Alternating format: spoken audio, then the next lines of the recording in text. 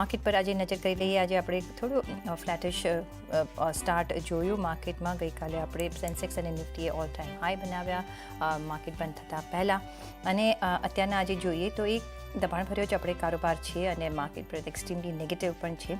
ખાલી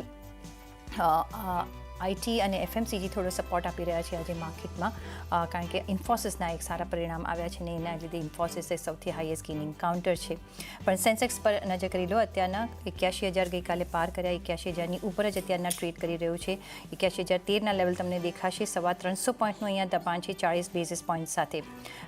સિમિલરલી અહીંયા જો નિફ્ટી પર નજર કરો તો 55 બેઝિસ પોઈન્ટનું તમને દબાણ બનતું દેખાશે 130 પોઈન્ટ સાથે. અહીંયા 24,670ના લેવલ્સ તમને દેખાશે. મિડ કેપમાં સૌથી વધારે દબાણ છે, નિયરલી 2.5% ઉપરનું 1,070 પોઈન્ટનું અહીંયા તમને દબાણ જોવા મળશે 56,040ના લેવલ્સ. અને બેંક નિફ્ટીમાં પણ નિયરલી 0.5% તમને દબાણ જોવા મળશે 250 પોઈન્ટની દબાણ સાથે 52,370ના લેવલની આસપાસ તમને બેંક નિફ્ટી ટ્રેડ કરતું જોવા મળશે. માર્કેટ બ્રેથ એક્સ્ટ્રીમલી નેગેટિવ છે. 2016 કાઉન્ટરમાં અત્યારના વેચવાલી ચાલી રહી છે. એઝ અગેન્સ્ટ 330 કાઉન્ટરમાં તમને ખરીદી જોવા મળશે. ઇન્ડિયા વિક્સ 0.5%ના એલિવેશન સાથે 14.62ના લેવલ પર અત્યારના ઇન્ડિયા વિક્સ કામકાજ કરી રહ્યું છે. નિફ્ટી આઈટી એફએમસીજી એક મામૂલી સપોર્ટ આપી રહ્યા છે 12 થી 23 બેઝિસ પોઈન્ટની વચ્ચેનો. અને સૌથી વધારે જો આપણે જોઈએ જ્યાંથી દબાણ આવી રહ્યું છે નિફ્ટી મેટલ અને રિયાલ્ટીથી નિયરલી 2.5 થી 3%ની વચ્ચેનું અહીંયા દબાણ બનતું દેખાઈ રહ્યું છે. સાથે જ પીએસસી હોય, રિયાલ્ટી હોય, અહીંયાથી પણ તમને દબાણ દેખાશે 2.5%ની આસપાસનું.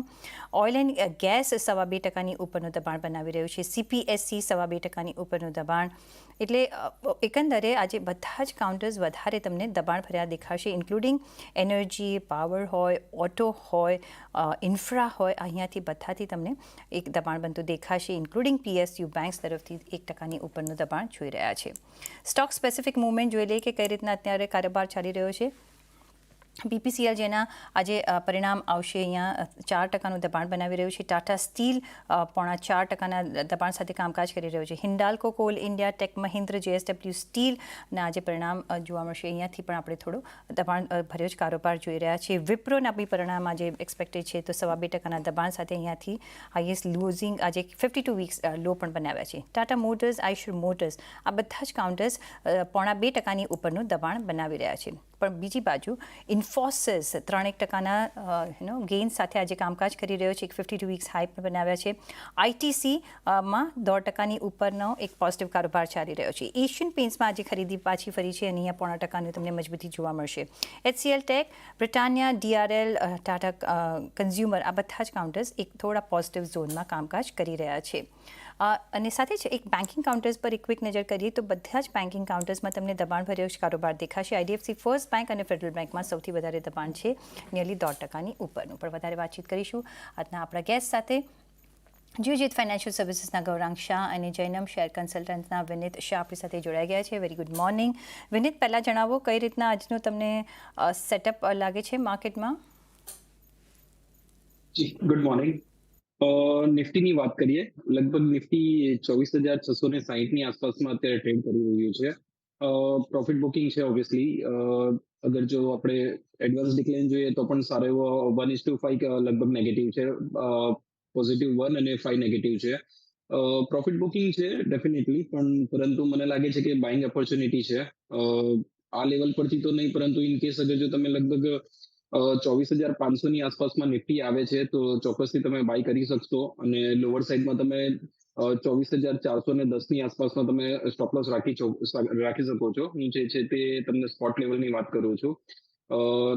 દરેક બીટમાં મને એવું લાગે છે કે બાય કરી શકાશે. અને બીજી બાજુ અગર બેંક નિફ્ટીની વાત કરીએ તો લગભગ 52,000 થી લઈને 52,700ની રેન્જમાં છે. એટલે નવી ખરી મતલબ એ રેન્જ જ્યાં સુધી બ્રેક નથી કરતું ત્યાં સુધી તો કોઈ સલાહ નહીં રહેશે. પરંતુ અગર ઇન કેસ 52,100ની આસપાસમાં આવે છે તો એ બાઇંગ ઓપોર્ચ્યુનિટી કરી શકાશે. અને ઇન કેસ અગર 52,600ની આસપાસમાં હોય છે તો ડેફિનેટલી તમે સેલ ઓન રાઇઝ કરી શકો છો. રેન્જ એક વખત નીકળશે, રેન્જમાંથી જ્યારે પણ માર્કેટ નીકળશે પોસિબલ છે કે કોઈ પણ સાઈડમાં એક સારી એવી મતલબ તેજી કે મંદીની સારી એવી એક ટ્રેન્ડ આપશે. પરંતુ જ્યાં સુધી કન્ફર્મેશન નથી આવતું ત્યાં સુધી આપણા રેન્જમાં છે તો એ રીતના સ્ટ્રેટેજી બનાવીને કામ કરીશું. ઓકે, તો હમણાં એક રેન્જ બાઉન્ડ કારોબાર આપણે જોઈ રહ્યા છીએ. આજે એક ભારે ઓફકોર્સ અત્યારના આપણે ઘટાડો જોઈ રહ્યા છીએ, પણ સાથે જ આપણી સાથે જીઓજીત ફાઇનાન્સના ગૌરાંગ શાહ પણ જોડાયા છે. Gaurang, good morning. અને કઈ રીતના તમે જોઈ રહ્યા છો આજે ગઈકાલે આપણે સેન્સેક્સે 81,000ને પાર દોડ લગાવી, અત્યારના ઓફકોર્સ 81,000ની ઉપર કામકાજ કરી રહ્યું છે. નિફ્ટીએ પણ એક નવા હાઈસ બનાવ્યા અને આપણે we are use to seeing it કે રોજ કંઈક નવા ને નવા હાઈસ બનતા હોય છે. કઈ રીતના તમે માર્કેટને જોઈ રહ્યા છો જ્યારે હવે 2 થી 3 સેશન્સ જ બાકી છે before we go in to the budget?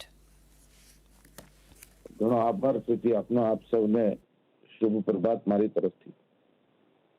એક નાની અમથી નફા વસૂલી જોવા મળી રહી છે બજારમાં, અને આશ્ચર્ય ન થવો જોઈએ જો કદાચ થોડી ઘણી નીચલી સપાટી પણ આપણને જોવા મળે. નિરંતર આપણે બજારમાં મારા ખ્યાલથી દર બીજા દિવસે એક નવો ઇતિહાસ બનાવી રહ્યા છે, એક નવી સર્વોચ્ચમ સપાટી બનાવી રહ્યા છે. તો એક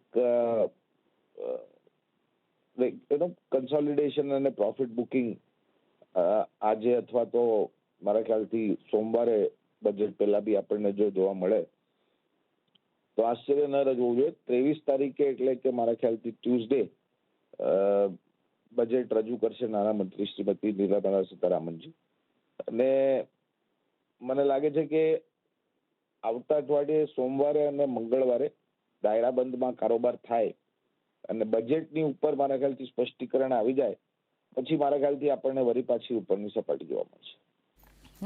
તો યસ, વધારે પણ ડાઉન માર્કેટ જઈ શકે છે. એક રેન્જ બાઉન્ડ માર્કેટમાં રહેશે. આપણે એક સિનારીઓ જોઈશું, પણ એક બજેટની ક્લેરિટી આવી જાય છે પછી મે બી આપણે માર્કેટમાં એક ફરીથી ચેન્જીસ જોઈ શકીએ છીએ. પણ એ સાથે જ અહીંયા